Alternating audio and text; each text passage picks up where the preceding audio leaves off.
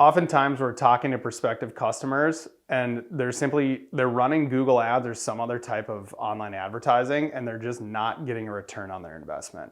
And what I want to talk about today is one of the most common reasons that we see why this is happening and how oftentimes we can switch up an existing Google ads campaign and start generating ROI for that business relatively quickly. And the main reason that we see this happen is oftentimes the Google Ads campaign is structured so it's spending too little money across all of the services that a company offers, right?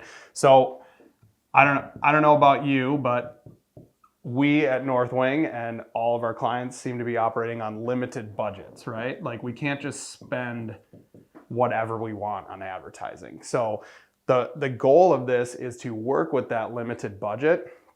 And if your company has like 3 main service offerings, what we want to do is figure out how to properly utilize that limited budget in the services that have the highest profit margin that can absorb an advertising cost. So let's just break down like these services for a company, right? So service 1, service 2, service 3, this can be anything. What we want to look at first is the services that have the largest capacity to return revenue to the company, right? So what we want to focus on, number 1 is revenue, like the highest revenue services first. And the second thing that we want to look at within that is profit. So if we're focusing Google ad spend on a business, we want to try to blend these two together and focus on the highest revenue services that produce the most profit.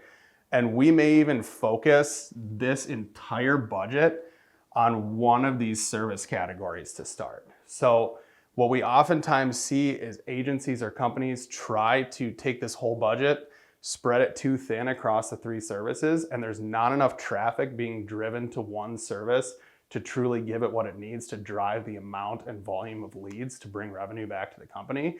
So a lot of times what we do is take that account, take out, like completely X out 2 of the ad groups within that account and refocus all that budget on the highest revenue, highest profit service first, start generating results from that.